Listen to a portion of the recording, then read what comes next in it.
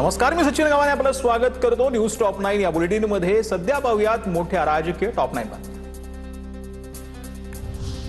निवडणूक आयोगाचं सुनेत्रा पवारांना पत्र। पक्षाच्या घटनेतील बदलांसंदर्भात आवश्यक कागदपत्र आणि प्रस्ताव सादर करा। 27 जुलै रोजी केंद्रीय निवडणूक आयोगाने सुनेत्रा पवारांना पाठवलेलं पत्र समोर कागदपत्र न दिल्यास पदाधिकारी आणि संघटनात्मक नियुक्त्यांच्या वैधतेवर प्रश्नचिन्ह निर्माण होण्याची चिंता।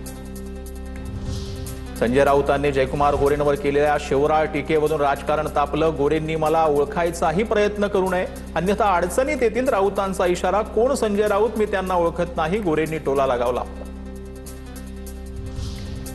मोदींना हटवून फडणवीस पंतप्रधान होत असतील तर आनंदच। विजय वडेट्टीवारांचं वक्तव्य। तर फडणवीसांनी केंद्रीय शिक्षण मंत्री व्हावं, मग शिखर पार करावं, संजय राऊतांचा खोचक सल्ला। मातोश्रीवरील पदाधिकाऱ्यांच्या बैठकीत उद्धव ठाकरेंच्या समोरच 2 गटात शाब्दिक बाचाबाची। उद्धव ठाकरे संतप्त। एक तरुण देशात आंदोलनातून मोदींना आव्हान देतो आणि तुम्ही इथं आपापसात काय भांडताय? उद्धव ठाकरेंनी ठाण्यातील पदाधिकाऱ्यांना झापलं। गलिच्छ राजकारणात राहावं की न राहावं, समतेचं राज्य पुन्हा प्रस्थापित करण्यासाठी प्रयत्न करणार। माजलगावातील एका कार्यक्रमात धनंजय मुंडेंचं भाषण। जातीपातीचं राजकारण धनंजय मुंडेंनीच आणलं, उशिरा का होईना पण मुंडेंना शहाणपण आलं। मनोज जरांगांचा उपरोधिक टोला। राजकारणातून रिटायर व्हावंसं वाटतं, लाल दिव्याची गाडी माझ्यासाठी नाही। परळीतील एका कार्यक्रमात मंत्री पंकजा मुंडेंच्या विधानानं खळबळ। पंकजा मुंडेंनी भाजपामधून बाहेर पडावं, महाराष्ट्राच्या पहिल्या मुख्यमंत्री व्हायला काँग्रेस पंकजांना मदत करेल। विजय वडेट्टीवारांची पंकजा मुंडेंना खुली ऑफर। या वक्तव्यानं चर्चांना उधाण।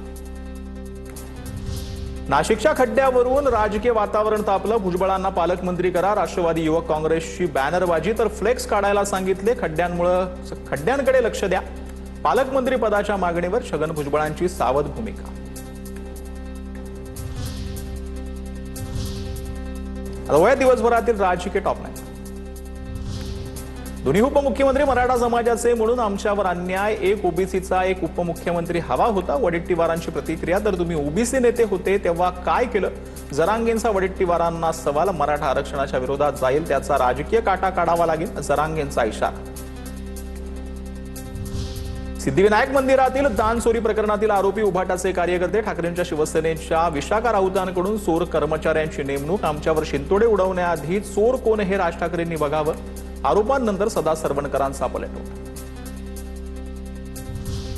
रायगडच्या पालकमंत्री पदासाठी भरत गोगावले आग्रही। गोगावलेंची मुख्यमंत्री उपमुख्यमंत्री शिंदेंची फोनवरून चर्चा। सूत्रांची माहिती, येत्या 3 ते 4 दिवसात तिढा सुटेल। गोगावलेंना दोघांकडून आश्वासन मिळाल्याची माहिती। पालकमंत्री मिळणार हे निश्चित, फक्त घोषणा बाकी। भरत गोगावलेंचं रायगडच्या पालकमंत्री पदाबाबत मोठं वक्तव्य।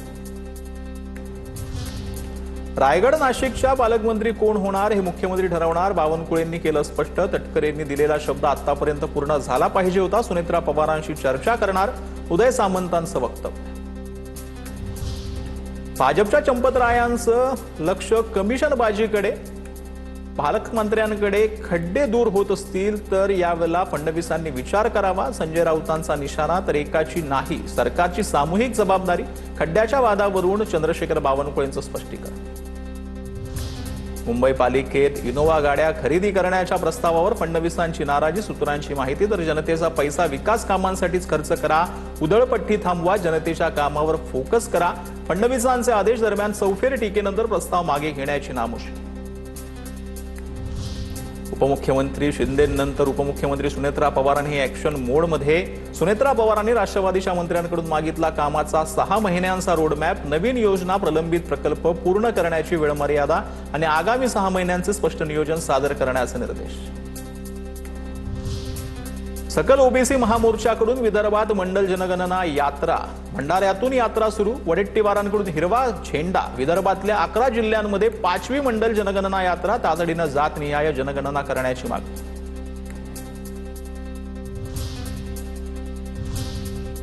आता बोया जीव घेण्यासंदर्भात खड्ड्यांसंदर्भातल्या टॉप 9 बातम्या।